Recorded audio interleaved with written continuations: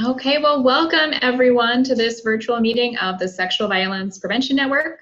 My name is Mary Hopkins. I'm the Sexual Violence Prevention Program Planner with the Minnesota Department of Health.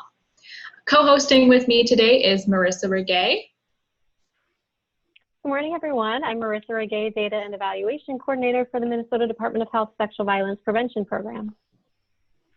Thank you. Also, on our planning committee, these meetings are co-hosted by the Minnesota Department of Health and the Minnesota Coalition Against Sexual Assault. So shout out to Hannah Laniato, Associate Director at MNCASA, and Adriana Perez, who is also helping us run this Zoom meeting today. Thank you so much, Adriana. So for those of you who might be new to our meetings today, we want to just give you a quick overview of what the Sexual Violence Prevention Network is all about. So we host 4 quarterly meetings each year. Newly, some of these meetings are virtual, so we're excited to join this virtual space with you all today. And there's really 3 goals for the Sexual Violence Prevention Network. First, we want to build understanding for primary prevention of sexual violence. And when we talk about primary prevention, we're really talking about that action taken so that violence doesn't occur in the first place. And we know that the most effective prevention solutions create a culture that does not tolerate violence of any kind. And you know, culture is constantly changing around us, and we can impact it for the better by changing policies, practices, and environments in the places where we live, learn, work, and play. So during these meetings, we present a wide array of different sexual violence topics, and we always connect it back to the primary prevention of sexual violence.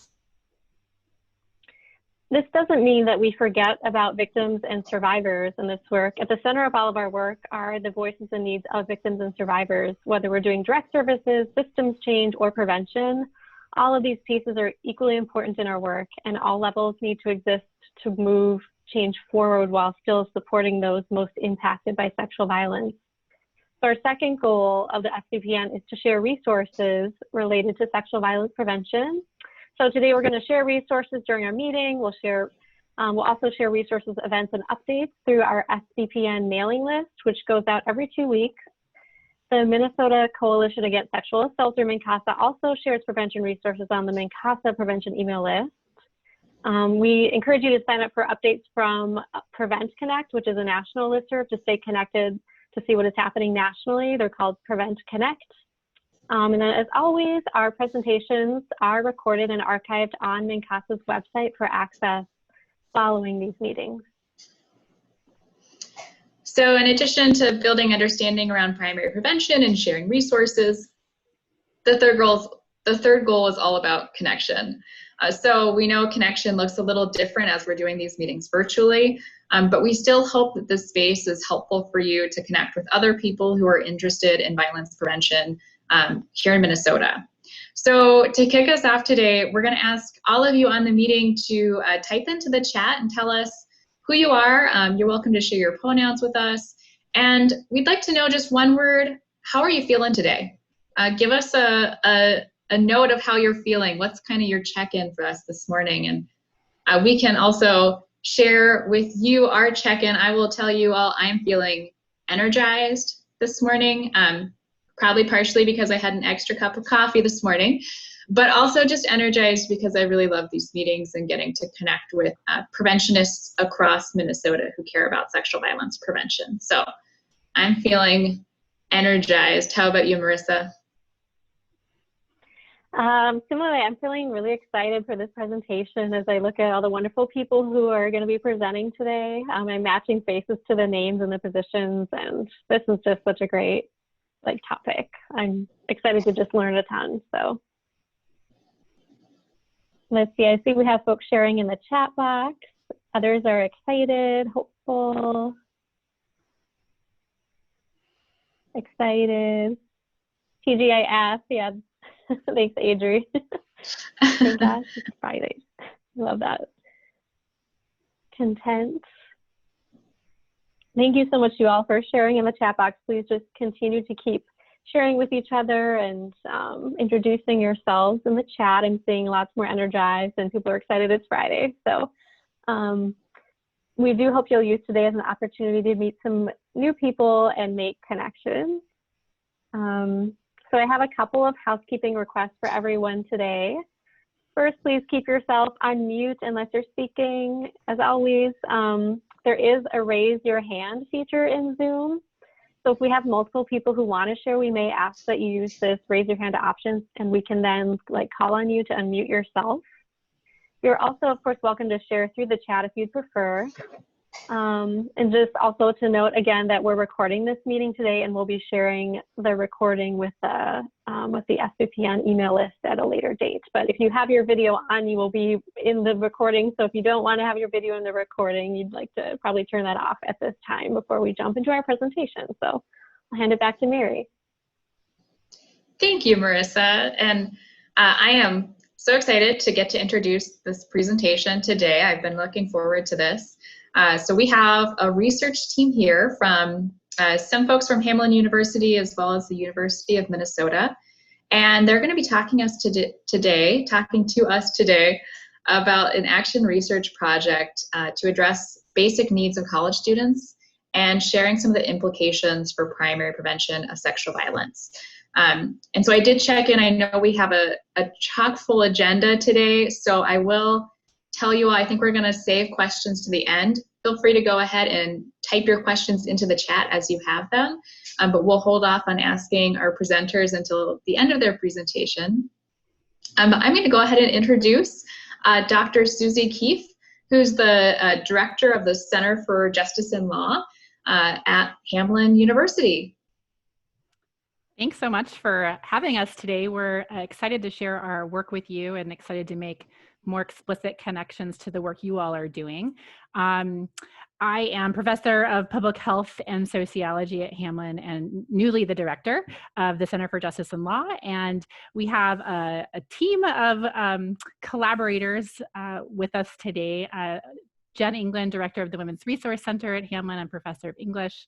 And Gargiola Bernier is an alum of Hamline and now at the Humphrey School of Public Affairs. Emma Kiley, also an alum of Hamline, and Marta Shore, a lecturer of biostatistics at the School of Public Health at the University of Minnesota. We want to really begin by thanking Sam Schmidt for making the connection and introducing us to you all today.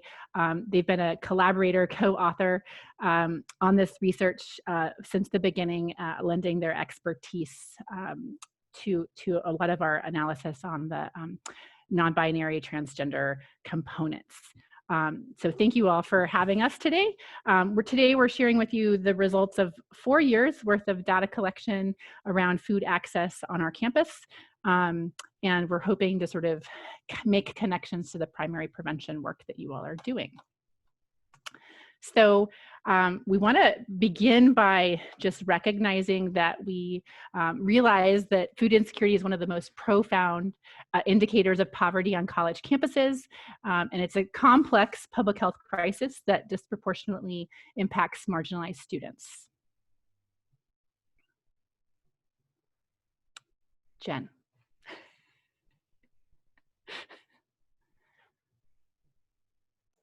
Sorry, I was not unmuting myself here. So obviously we're here not just to talk about food insecurity, but how that intersects with access to food, access to housing, access to other basic needs, and sexual violence, and how folks experience sexual violence and what we can do to work toward preventing that.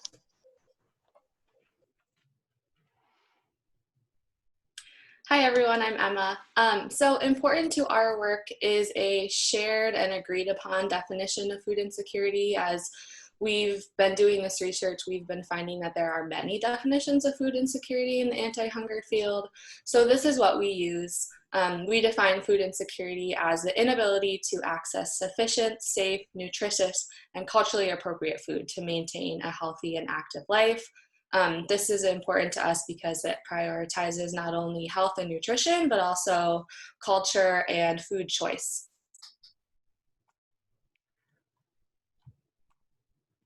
So food insecurity among college students has been garnering attention at the national and local level sort of increasingly over the past few years. Last year, a systematic review of college food insecurity found only a total of 8 peer-reviewed publications dedicated to this topic, where it was all of that research is focusing exclusively on 2- and 4-year public institutions. And there were no studies examining food insecurity among undergraduates at private institutions at that time. Now, in the last year, there's been a real burgeoning of research in this area being published. So there are a handful now of studies at private universities, including ours. We want to put this in the context of poverty in general, and just sharing a slide here from the Pew Research Center, really demonstrating that over time we're seeing more and more students who are coming from impoverished backgrounds, and that is part of a trend happening nationally. It's not just something happening at Hamlin, but we do see that trend is parallel to what we're seeing at our institution. So we see the student body becoming increasingly diverse, with more students enrolling from historically underrepresented backgrounds, including students of color and first-generation students. And so our work really draws from student-led initiatives at Hamlin. So Anne and Emma are students who in 2017 really noticed this situation and came to me and others and said, we want to address this. So this work is really led by students to address student poverty and food insecurity.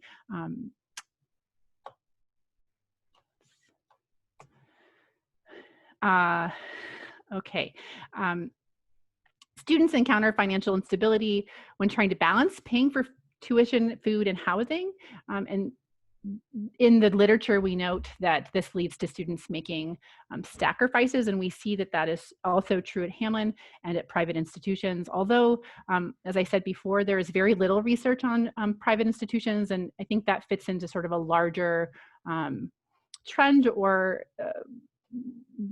invisibility of sort of poor students on college campuses, not just with regard to food access, but in general. So we're positioning our work in response to a lot of the work that's been happening at public institutions to sort of say we can't ignore what's happening for this demographic shift that's happening at private institutions as well. Okay, so as I mentioned, it's student-led and faculty-supported. And so, Emma, I'm going to ask you to take us to the next spot here. Great. So the goal of the next couple slides is to give you all a little bit better understanding of the history of our work, as well as some of the theories of change and frameworks that we've been using over the last couple of years. So there's a lot of moving pieces, and this work has been highly collaborative by design. So I hope that I can provide some clearer context. So the mission of our work began, as it says here, as a student-led initiative to increase awareness of food insecurity on college campuses, increase food access for Hamlin students, and sustain a center that provides other resources to help students meet their basic needs in a manner that strives to uphold dignity and work towards food sovereignty. And this is important because we have been using the same mission in all different areas of our work. So this was the mission of Feed Your Brain in 2017, and then was carried on as the mission of the Food Resource Center, which I'll talk about in a second, and is also the mission of this research team. So here are some of the things we've been working on over the last 4 years. We are working to increase awareness of college food insecurity, not only within our campus, but also outside of it. Engaging in events, advocacy, and conversations that raise that awareness, again, within our campus and outside of it. And then also increasing food access for Hamlin students through direct service, coordination on campus, and in that, advocating for accessible food for all types of students. That includes dietary needs and culturally appropriate food, and sustaining a center that continues to meet not only food needs, but other non-academic needs as well. And then since the Food Resource Center opened, really working to make that more well-known by volunteering, promoting, and working to make the model more sustainable. So this is a brief timeline of our food access work. Looking at it now, it might be a little bit hard to read, as it is for me, but there's just a few points I want to highlight anyway. So starting in the spring of 2017 is when the student organization Feed Your Brain was founded by myself, Anne, who's on this call, and then also Elise Hansen. And like Susie mentioned, this was after some conversations that were happening on campus around students being really frustrated about their food access on campus and around campus, and how that was affecting their academic life as well as their life as a human outside of being a student. So that's kind of how this all got started. And one of the main things we started working on right away was the research. We knew that on our campus, we would have better luck convincing folks that this was a problem if we had really sound research. So the first food access survey was created and distributed in the spring of 2017. And we pulled Marta Short in really quickly to help us analyze that. And since then, we've had 4 surveys. And then a few other things on here that I think are important to note. We started pretty quickly hosting pop-up pantries, which were our way of getting food to students before we had all of the institutional support to have a real space on campus.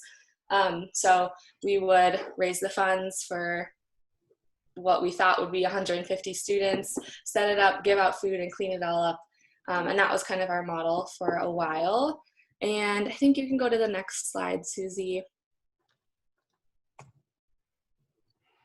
Yes, so this just points out that we are continuing to do research every spring for the last 4 years now. We have distributed almost the same survey, although this past spring we focused a lot on COVID and trying to understand what changes might be happening with students.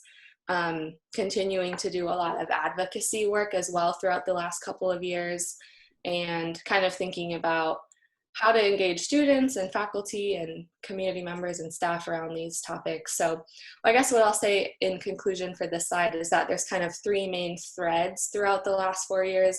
One is research that we've been really focused on.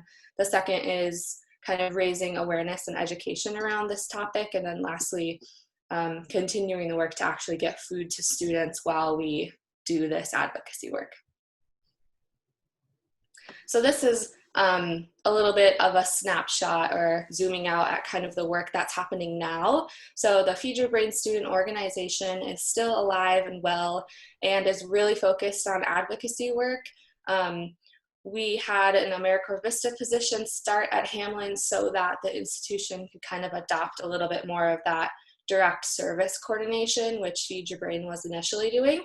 So like it says here, Feed Your Brain does presentations and student advocacy and food and chats, which is a education advocacy event where we provide a free meal. And then this middle column here is kind of about academic research. We have had a couple of interdisciplinary courses focused on creating focus groups for students who identify as food insecure and really kind of understanding what their particular experiences and needs are. And then on the right here is the Food Resource Center, which was officially opened in September of 2019. And that the Food Resource Center is kind of running the direct service provision and also is engaged in community partnerships and sustainable planning as well. Thank you. Anne. Right. My name is Anne. I'm going to go over with Marta some of our findings from the survey. So first I'll just explain a little bit how the survey was created. Thanks, Susie. So we developed our survey instrument based off of 3 primary sources. The first being the USDA's 6-question survey tool for food insecurity. The USDA is the leader on food insecurity collection and data, and really dominates the field when it comes to what verbiage is used. However, this doesn't always fit in for college student experiences. So we really felt that colleges and universities needed to conduct their own assessments.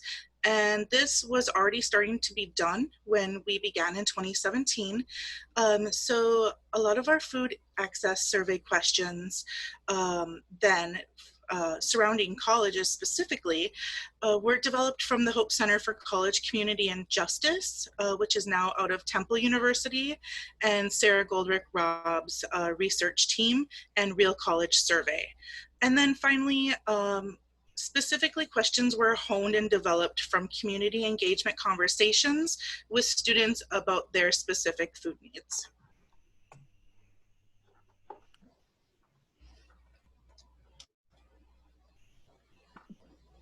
Hi, I'm Marta Shore. I'm the statistician, so I'm here to talk about the results from our surveys.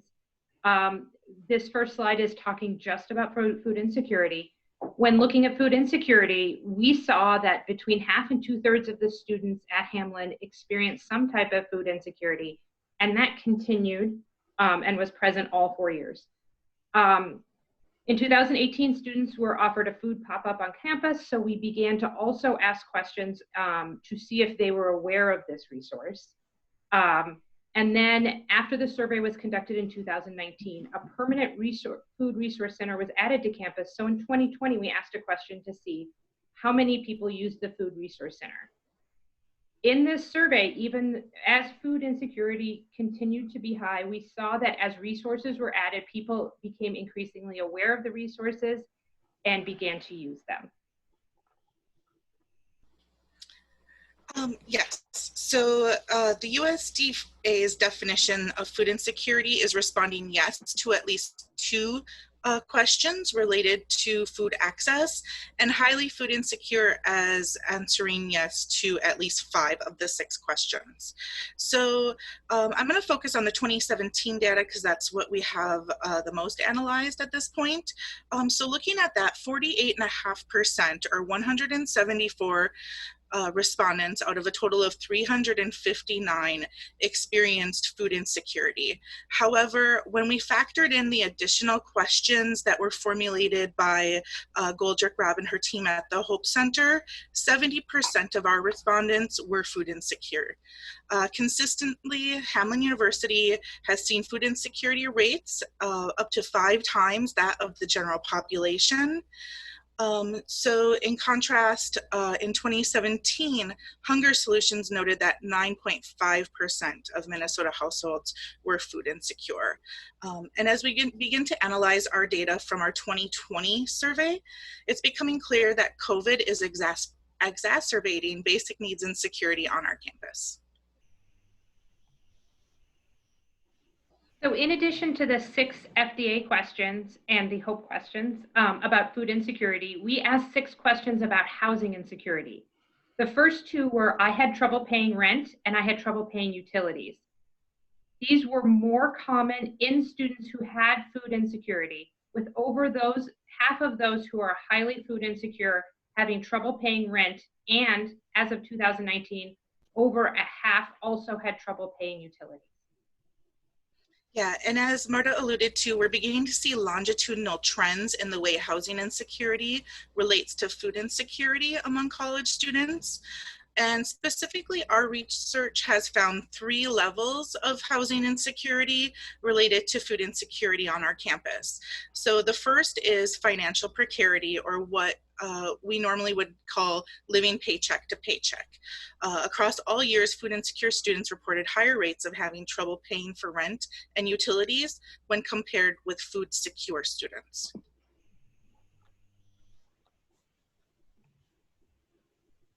The next 3 questions were, did you move 2 or more times due to housing costs?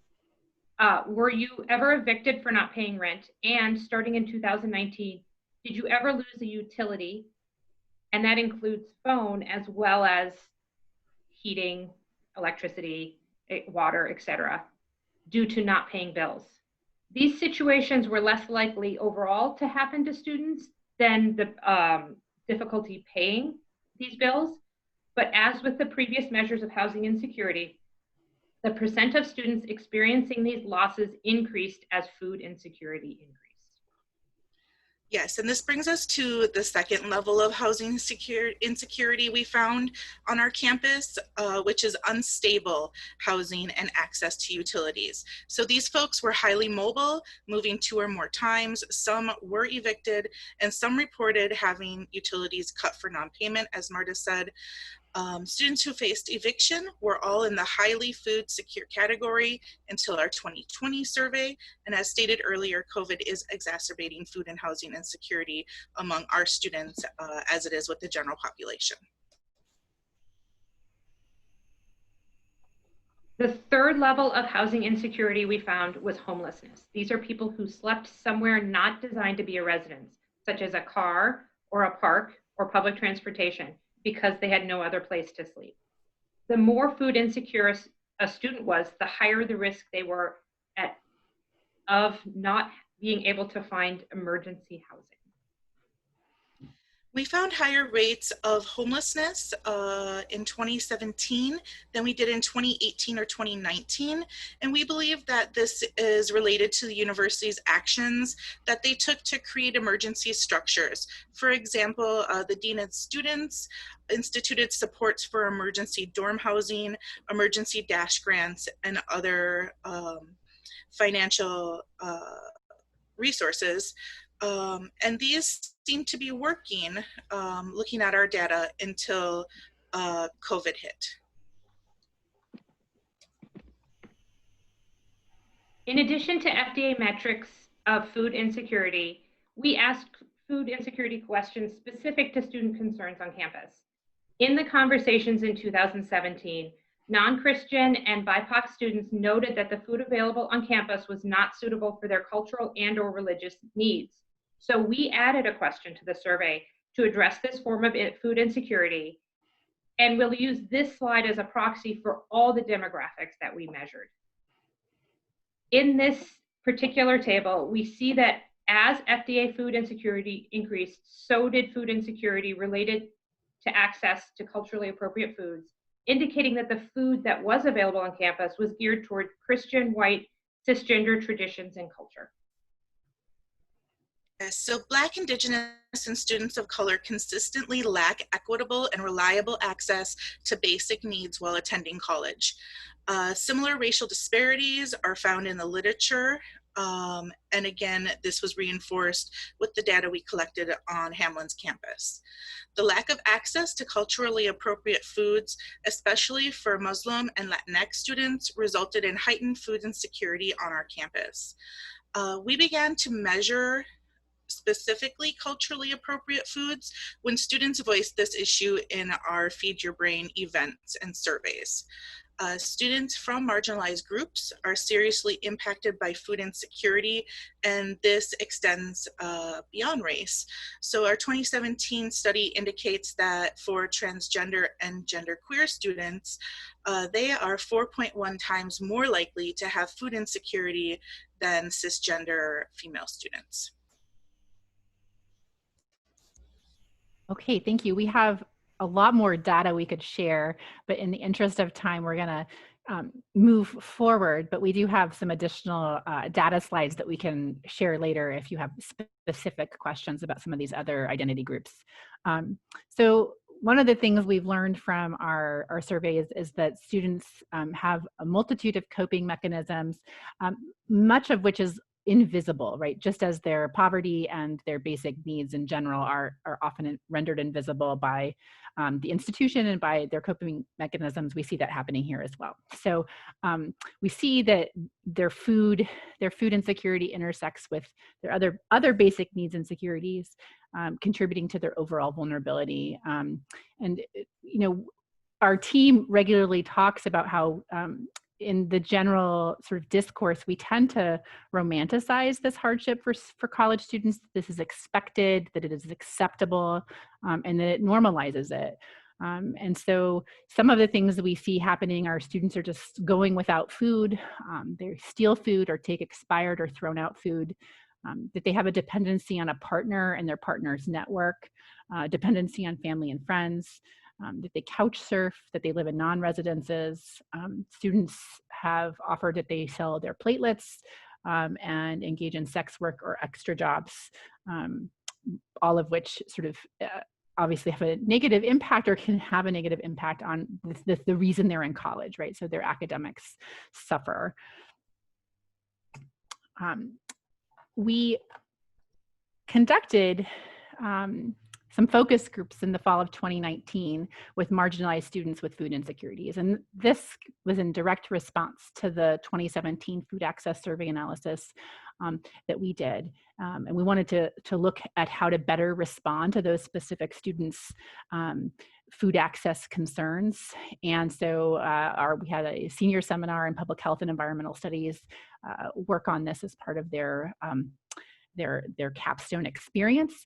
So some of the findings, and I want to be brief in sharing those findings, but we had sort of 7 major findings that came out of those focus groups with students from marginalized identities. But what we are learning is the general sense of inaccessibility, financial instability, that students are making lots of sacrifices, that they struggle with belonging around their identities on our campus and beyond, that they lack access to appropriate food, that their health is impacted, both physical and mental, and that they are desiring institutional change. And I would maybe even extend that beyond Hamlin, but just institutional change in our government and so on. So just a few highlights from some of the focus groups to give you a sense of student voices in this. That sort of human point. A student said that it's very traumatic experience to go through college for some of us. So recognizing at the end of the day, just having more resources and more accommodations isn't going to help the fact that your students are poor. And I appreciate in this that students are saying, we understand you're not going to solve our poverty, but please don't make this harder on us. I did not have enough money to eat, and I did not have a community taking care of me. So I can't rely on my parents and nobody else. So just that general sense of not having the supports that are needed. I'm a Muslim. That means I have to eat meat that's halal, which is very hard to find. Sometimes I don't have any choice but to eat non-halal food. And just one of the things we connect to here is that students are making sacrifices even in terms of their identity, in terms of what matters to them, and that is also traumatic. Having to skip meals, it's really taken a toll on how I feel about and how I look at the world. So again, that there are consequences and impacts here. I'm too stressed out, I'm too depressed, I just couldn't focus because I would be hungry, or worrying about should I have a bill to pay or whatever. So just again, that generalized stress impacts every aspect of their life. And finally, if we had access to good food that was nutritious, we could excel in so many other ways. And I think here, students understand these connections, and they recognize that if they had better access to these resources, it would improve everything. And so it provides some direction and some good opportunities for us in terms of how we're approaching these things. Some of our conclusions from this food access research that continue to guide us as we move forward. Right, students living in poverty and from historically marginalized populations are among the most likely to experience food insecurity. So really recognizing that we should be centering their needs.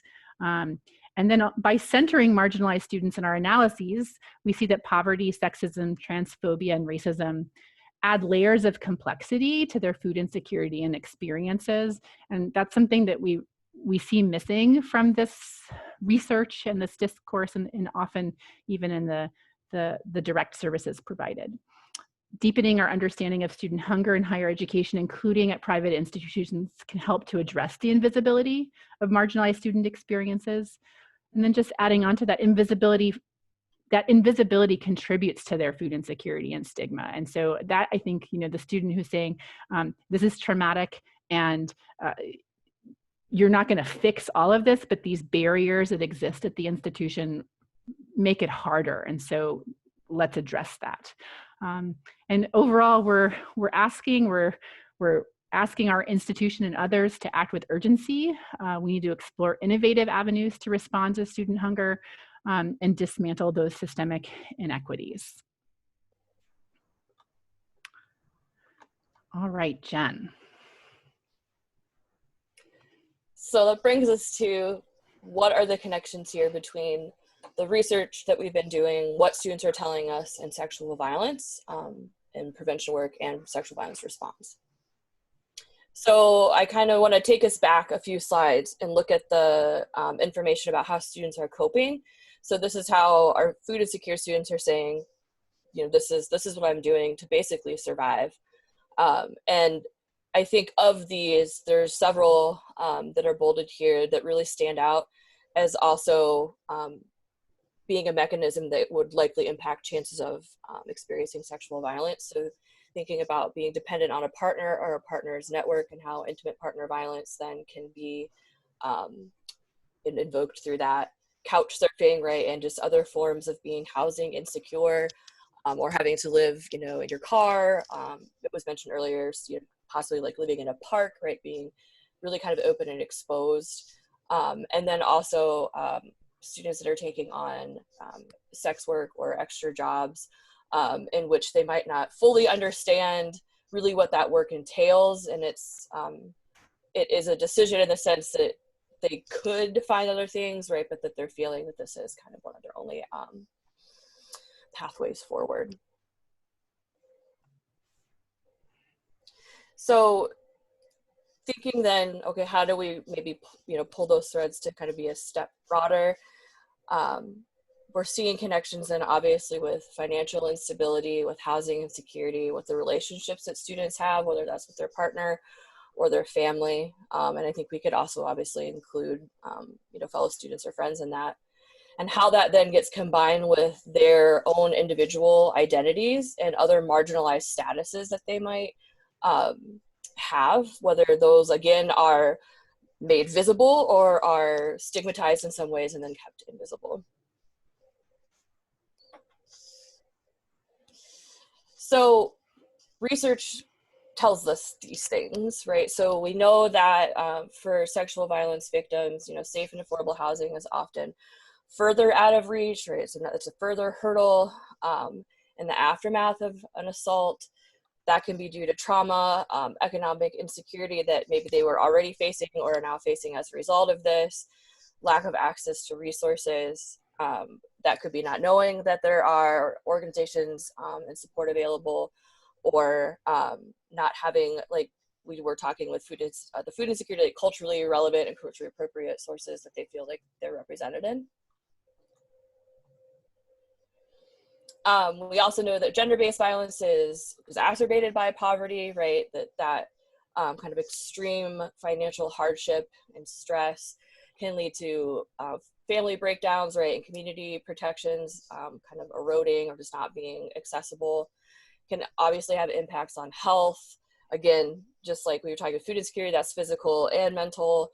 The resilience that victim survivors are able to kind of pull from, and just their capacity, right, to be kind of quote unquote productive in their lives.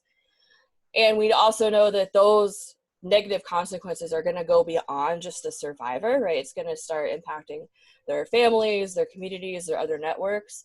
And that can really kind of get bigger into how food is made available, right? From agricultural production to nutrition, to access to those kinds of things. We also have seen in research that there's a strong association between food insecurity and intimate partner violence. And so the more severe or high, to use some of them FDA terms, the food insecurity, the higher the odds that somebody's going to experience intimate partner violence. And when there was a study in 2016 that showed that Black or African American women had a higher prevalence of food insecurity, and then also more likely to report experiencing severe intimate partner violence. So lastly, another kind of piece from that research is telling us that connects back to a lot of students' coping mechanisms around food insecurity.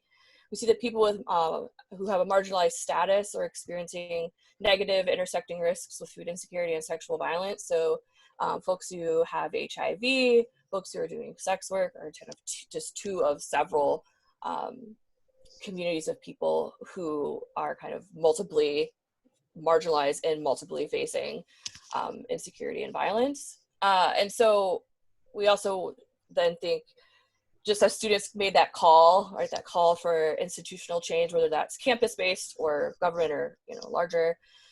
Similarly here, we need prevention and interventions that address some of these structural inequities, right? So decriminalizing sex work, destigmatizing sex work, so that there can be cross-cutting impacts, reducing barriers to accessing just basic needs, right? Food, healthcare, social services, right? So that could be primary care for folks with HIV, or having access to, clean needles and needle exchanges for other folks. So just again, it's very basic needs that we're talking about, and doing the work to support that. So to kind of circle back to looking at campus in particular and what this means for us. So there's been several sexual violence, Title IX, and like understanding of resources around those issues surveys that have been distributed. So one that was distributed for 3 years was called The Knowledge of Sexual Violence Policies and Incidence at Hamline University. That was created by Dr. Krista Maple Bloomberg with support from several Hamline undergraduate students. And that was everything from creating it to distributing it to analyzing it. So they really, to use our school motto, took the lead in doing this work.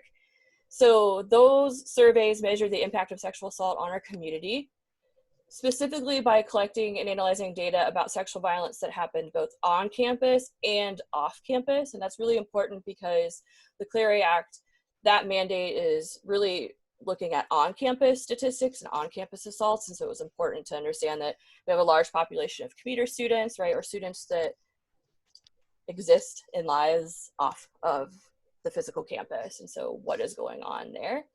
And 25 to 30% of undergraduate students responded each year, which is actually pretty good. I think there's some serious survey fatigue that can happen. So that was a really decent turnout.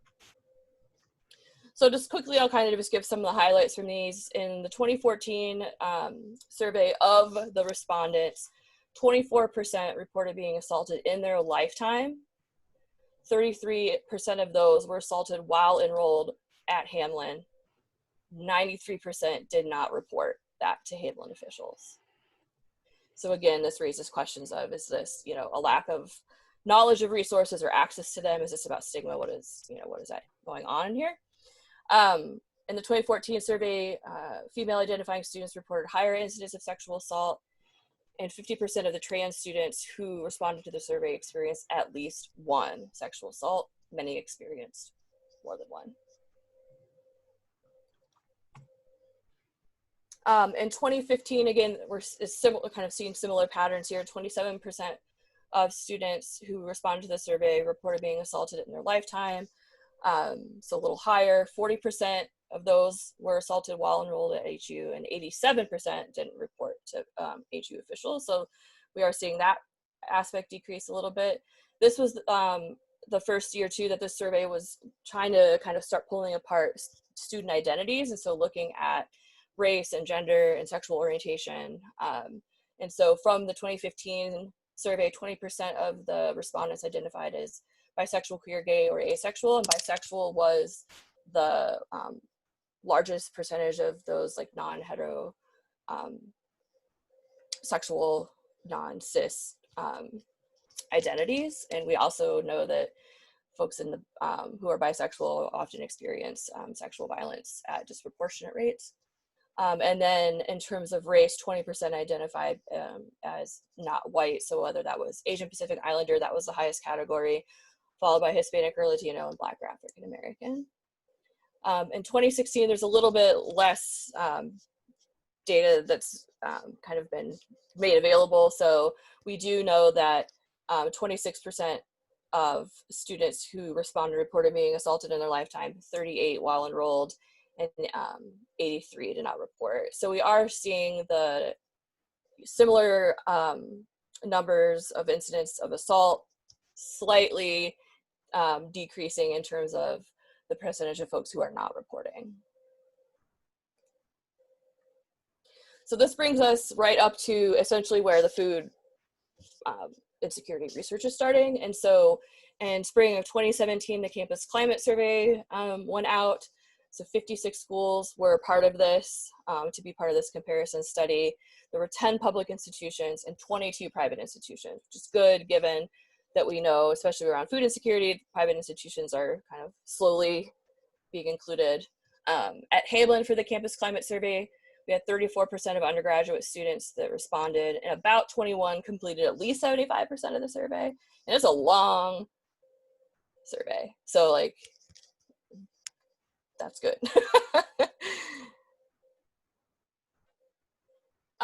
So findings here, again, they're fairly consistent with what's been happening.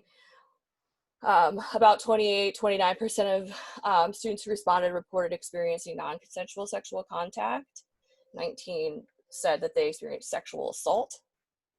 So that's in their lifetime. Then specifically while they're at Hamlin, that's a little bit higher here, right? With 34% saying, while I was at Hamlin, I experienced non-consensual sexual contact.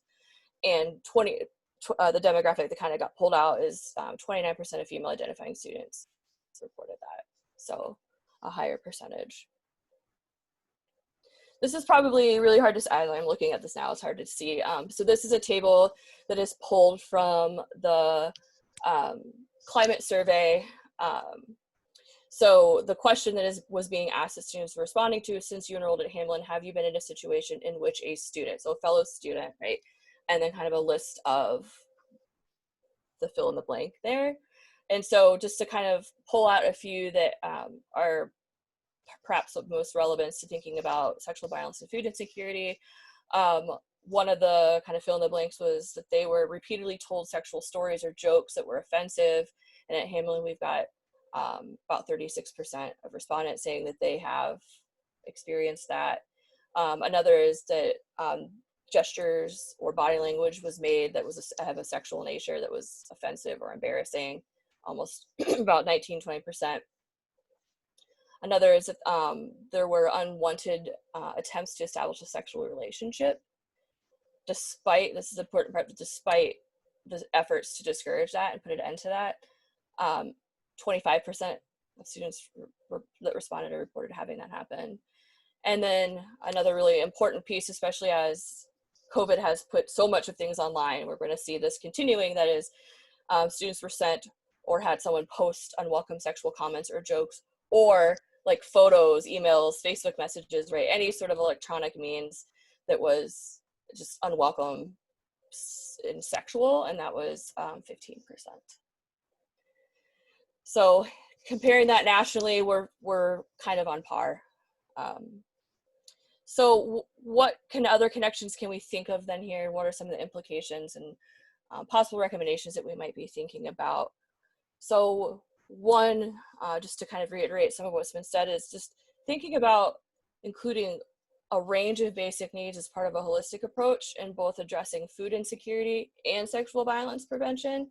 I think we see this happening a lot in response.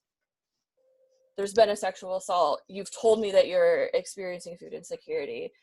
Let me try to help address some of those needs, right? But centering that and making that part of prevention work. Recognizing that, exposure to domestic or intimate partner or other forms of violence is often linked to having food insecurity. That starts as early as childhood. So some of this is even kind of, the longitudinal aspect and even intergenerational. And again, with the calling for the institutional change and encouraging policymakers, clinicians to incorporate more and more violence prevention efforts when they're addressing hunger. So it's not just a one-way sexual violence prevention needs to address hunger, but vice versa, right? Those folks who are working on addressing hunger need to also work on addressing sexual violence.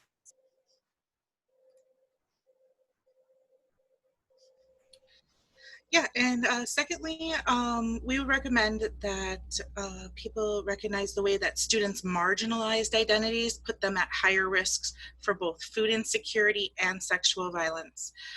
LGBTQ plus students, especially trans and trans BIPOC students, face increased violence. Black, Indigenous, and people of color experience additional intersectional challenges, and students from different cultural and ethnic backgrounds lack access to appropriate foods, for Native students for food sovereignty, and to culturally appropriate sexual violence resources, and finally to representation within support systems.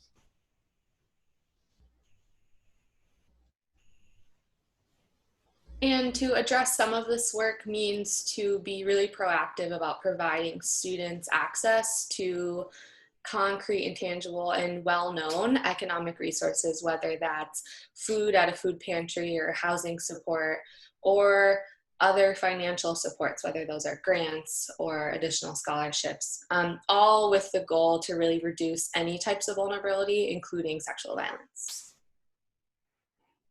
Fourth, one of the, I think, biggest kind of steps that this group in particular started to make is just doing that collaborative research, right, and finding ways to bring together those support systems. So being really intentional about identifying various institutional entities or stakeholders, you know, whichever word speaks to you more, as well as community members, other allies who can help support this work and bring them to the table. So just having us here is doing this, right? So this is really huge. Helping to facilitate support collaboration across separate campus resource centers. So this we see so often, that in trying to address different basic needs or different issues that students face, up will pop a center of some sort, and then those tend to be kind of siloed. So maybe they all exist under student affairs, but they're operating independently with different budget and financial lines. And so making that effort to bring them together. And so at Hamlin, one of the things we've been doing in a very small way is just connecting the Food Resource Center with the Women's Resource Center.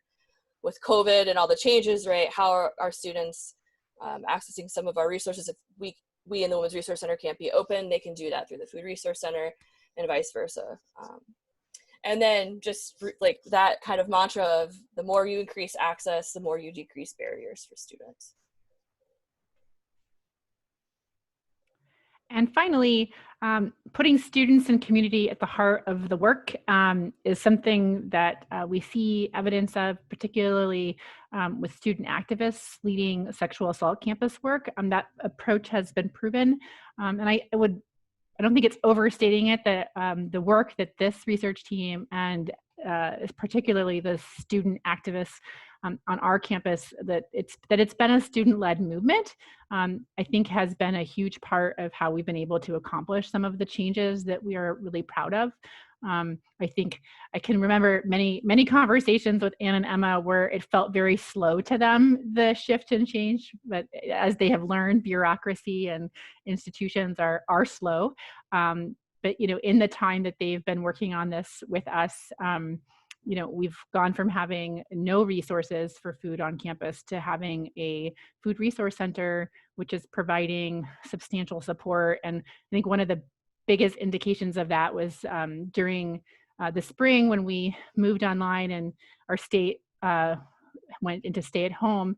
I was on our emergency operations committee at Hamlin, and I asked the leader of that group what would happen to the Food Resource Center as everything on campus was shut down, and unequivocally across the board, the entire EOC said that's essential. We have to keep it open, and Emma helped us pivot to make that, you know, online and contactless. And the support that our community has for this at this point is really tremendous. And I think we can all sort of say that that was because of the very hard work of the student leaders. So students know what they need, and honestly, they're the best messengers for this, and what they're doing and designing and endorsing and recommending are more likely to be accepted by their peers than if it was the, you know, faculty or staff or administrators alone. So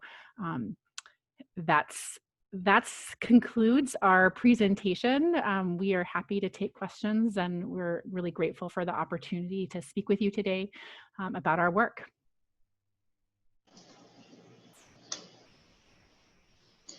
Thank you so much to all of our presenters today. God, what a fantastic presentation. It's making me think about so many different ways that we do our work and how we connect with others who are working in food security, and how do we build some new partnerships, new networks.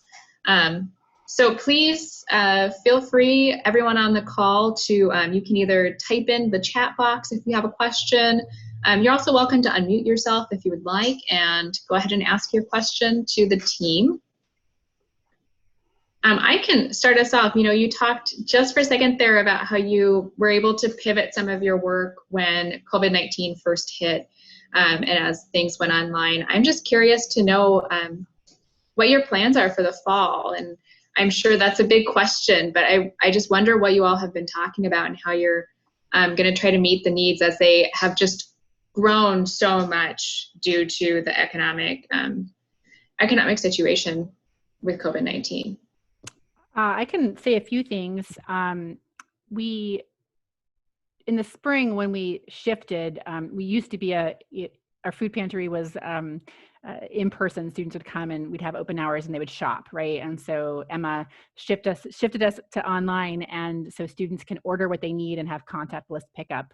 And so that's been really huge for access, and we've stayed open over the summer. It's our first year. We'll come up on our anniversary of 1 year at the end of September. And so we've had really consistent use over the summer. Of course, we've seen a decrease in use since students went home, but the fact that we've really had so much happening is, I think, a really big indicator of how important the resource is. Another thing, Jen alluded to it, but when we went online in the spring, many of the resources that the Women's Resource Center make available to students, we added that to our order form in the Food Resource Center, so students can get condoms or tampons or lube or whatever they need that they would have otherwise just picked up from the Women's Resource Center. That's all there. And it is one of our larger goals is to bring resources together and not have them siloed and isolated. So that's something that's happening. Jen and I are teaching two separate senior seminars, one in environmental studies and one in public health this fall, and we plan to do basic needs photo voice focus groups with students online, so that our students get experience to sort of tackling a community engaged research project in our community, but also that we get to continue to collect data that will inform next steps. So we're opening it up not just to food access, but to general basic needs this fall. Did anybody else want to add anything? Yeah, Jen? Yeah, I was just gonna add that around sexual violence prevention work, that's proven a little bit trickier. We've turned a lot to social media to try to share resources, and I've worked with some students more individually who are especially experiencing intimate partner violence. And so one of the things that I've been thinking about is this fall, I'll be teaching a course that's partnered with SOS to help kind of train a new cohort of advocates. One of the things that we're going to help work on is obviously just having training have to go online, and thinking through, what are some of the affordances then of developing additional materials around sexual violence prevention, response, and basic needs, and how can we help build that into trainings for the future. So I'll also add that another faculty member at Hamlin, Valentine Cadu, is working with us quite a lot on this, and she and I are hosting a community of practice with Campus Compact around student basic needs and food access. Over the course of this next year, there'll be monthly communities of practice, which anybody can register for. So if, we're hoping to, but what we get from that is campuses from across the state and the Midwest contributing to this discourse and thinking around solutions.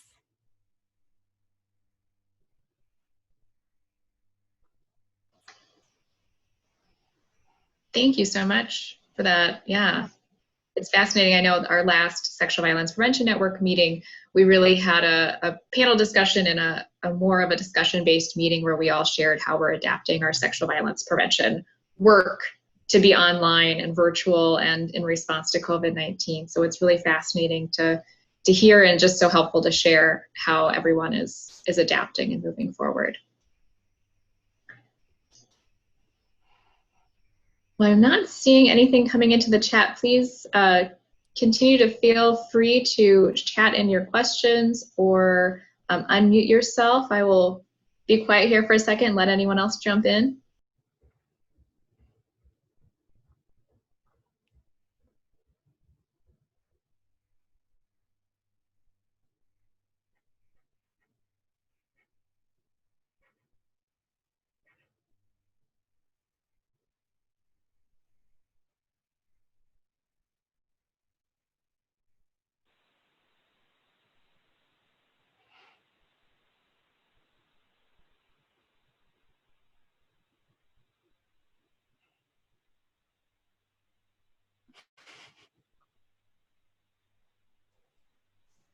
Either we did great or we did terrible. Yeah.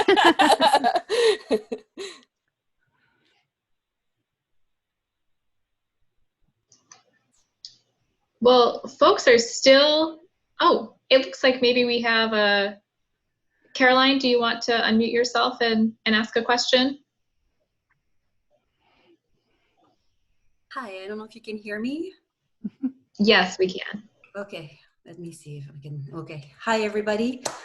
Thank you so much, everybody, for the work you're doing. I just wanted to say it's amazing what you've done. And I think you're life changers and game changers for a lot of people. And we need people like you to do more of the work you do. And I was wondering if there was any plan to summarize your initiative, or like make a little brochure or something to show what you have done and what you had accomplished, to share it with other campuses so they might be, you know, inspired to do the same thing on their own campuses. I will say we have a manuscript that we've submitted to the Journal of Hunger and Environmental Nutrition, just capturing our 2017 food access survey. So we are working to sort of put that information, especially on the food access stuff, out there. I will say the Campus Compact Community of Practice work that we'll be doing this year is really about making those connections with other campuses. Valentine and I hosted a workshop in April around how to address food access during COVID-19 with just campuses in the Twin Cities. And that was wonderful. And I think one of the things we learned from that is that there's a lot of desire to connect around this. A lot of us are operating sort of on our campuses alone in this work. So yeah, I appreciate that. I don't think we've thought about putting it together as sort of a pamphlet or a flyer to share with others in that way, but I absolutely see that could be a good thing for us to think about. Yeah, thank you.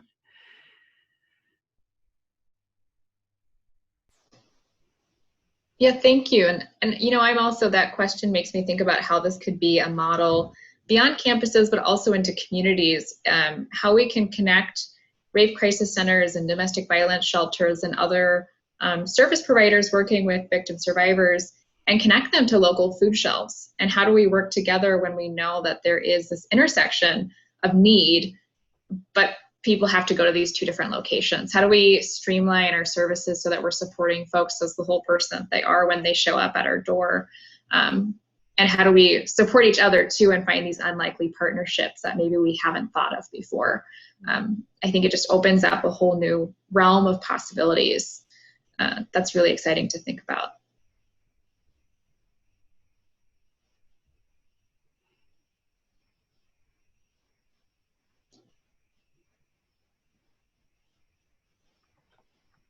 Well, I welcome more questions if folks have them. We do have plenty of time today if you have more questions, but I do just want to say thank you again to all of our presenters for being here and sharing this really important work that you're doing.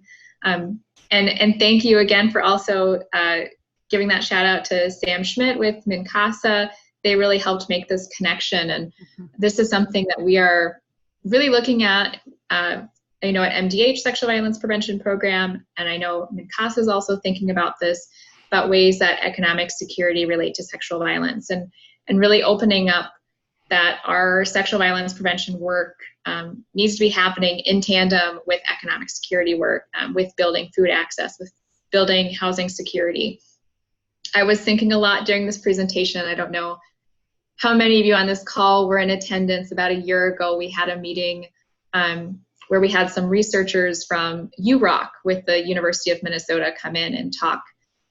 We talked a lot about housing security in that presentation as we were discussing sex trafficking, domestic violence, and sexual violence.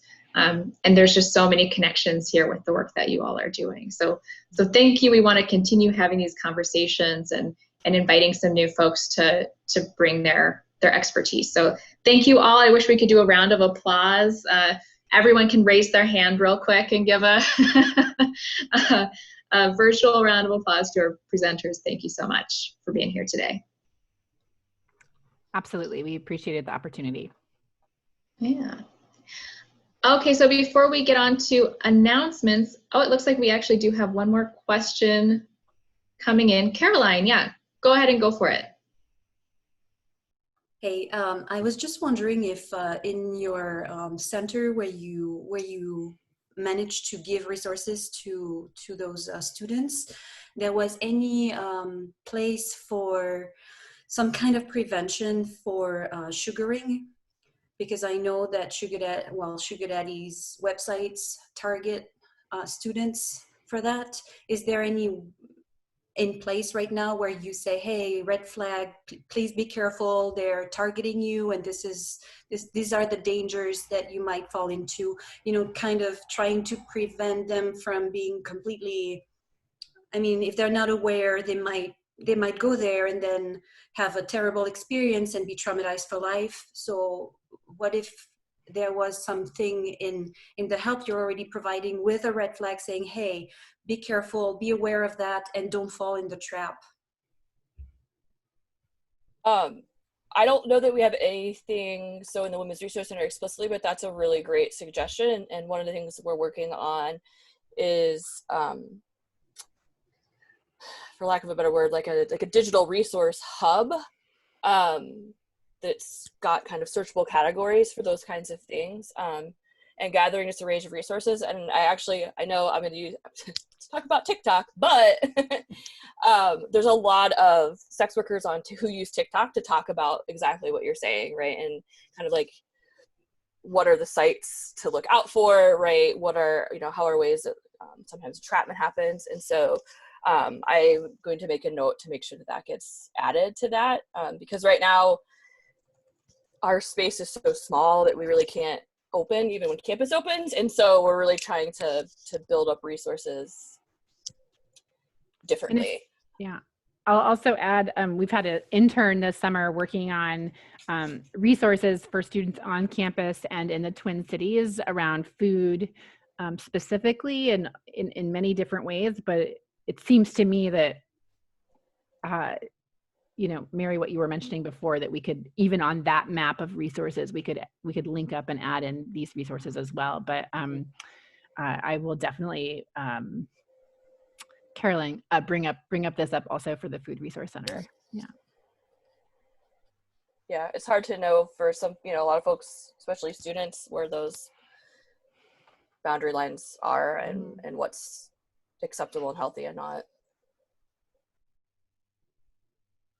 And I know that in some states, particularly in the South, advertisement is very alive about sugarcoating, sugar daddying, and there are the big billboards everywhere saying, now you're 18, you can make your own decisions and make your own money, or targeting immigrants, get your sugar daddy so that you can stay in the US. Or I don't think I have ever seen that in Minnesota, but I think the students are very vulnerable to that kind of marketing techniques, especially if they are in need of money for food or shelter. So I think one of our biggest challenges in the Food Resource Center is that, every year we have 400 new students show up on campus. And so we have to really be very, very targeted about letting people know we exist and what they can get from us and what's available. And sometimes I don't think there's a deliberate gatekeeping that happens, but even the resources that Anne mentioned that the Dean of Students has for emergencies, that it might not be totally evident to people. And even in the focus groups that we did last fall, when we recruited students, we recruited from the entire student body by email. And students would email us and say, I'm not food insecure, but I'd like to participate in your focus group. And then when we probed a little bit, it's like, they don't want to take a spot from someone else who might need it more than they do. Or, they might be eating white rice for every meal. And just be grateful that they have food, and so still not see that they are food insecure, or they reference, I was food insecure then because it was worse than it is now, as a way to sort of say, it's not so bad for me now. And so like that being called in or feeling entitled to resources, there's a real disconnect there. And I feel like that's definitely overlapping with the sexual violence prevention, right? That it's not so bad for me, that I don't have to take up that resource from someone who really needs it. So working to get the word out that we have these resources in general is a real challenge. And I think especially during this time, it's increasingly so. And, of the students who participated in our focus groups last year, the majority of them didn't know we had a food resource center. And so at the end of the focus groups, we were like, let's just walk you over there and show you where that is, because we're a little alarmed by what you've shared with us, and that you don't or you're not utilizing that resource. So that it's, I think, one of the central challenges is connecting people in that way.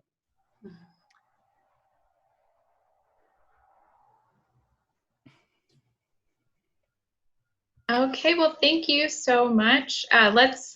We always save the last 15 minutes or so of our meetings for everyone to be able to share announcements, upcoming events, what's going on at your organization and your community, so that we can all stay connected. So I will open it up. Feel free to type into the chat or unmute yourself. I am going to go ahead and share one link into the chat that the National Sexual Assault Conference is coming up. It is free and virtual this year. I know some of the workshops are already filling up, but you can join a wait list if they are. So there's one resource we want to make sure everyone has, and we welcome more announcements. Yeah, this is Adriana Perez with MinCasa, and I just wanted to put it out there that we currently have a part-time prevention specialist position open with us. So if you are interested in learning more about that, or want to see what the job description looks like, I believe it is on our website. I'm not the contact person, so I'm maybe not the best to share all that information with you all. It is on our website. Yes. Great. Check out our website if that interests you at all to learn more.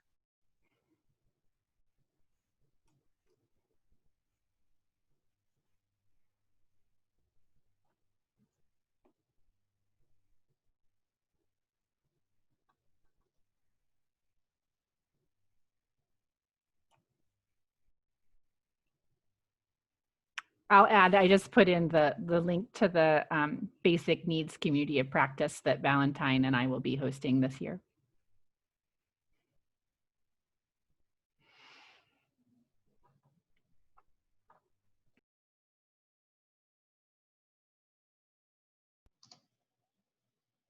Thank you. And we did have a question. Will we be able to share the slides that you used today?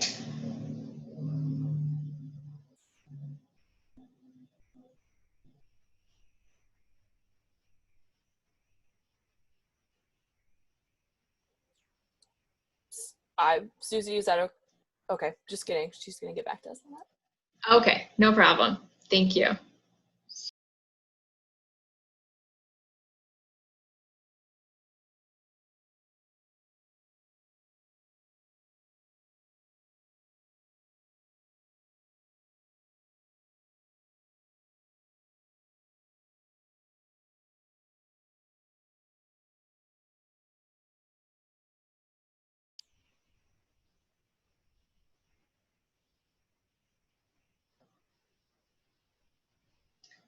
Seems like we have a quieter group this time than we had at our last meeting, but you are welcome to unmute yourself if you'd like to share any announcements or ask any questions.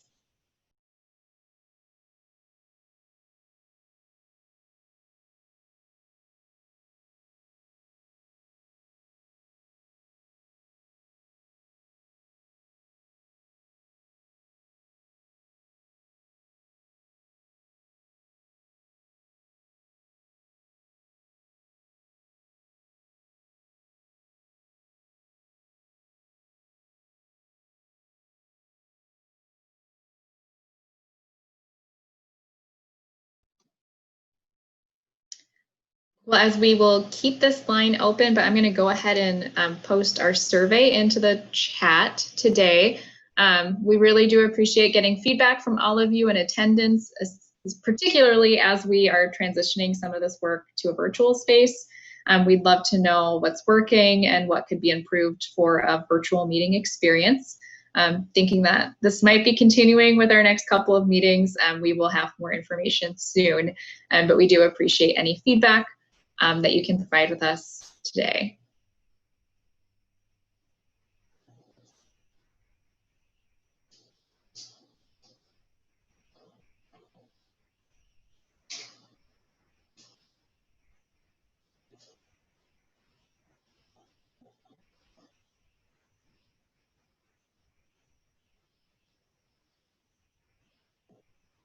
Well, we will stay on the call for a little bit longer for anyone else who has questions or comments or just wants to chat a little bit. But thank you all for joining us today. We hope that you got something out of this meeting, that you learned a little bit, thought a little bit differently about primary prevention of sexual violence, maybe that you gained some new resources and some new connections today. So thank you all for joining us today, and we will see you at our next meeting sometime in November.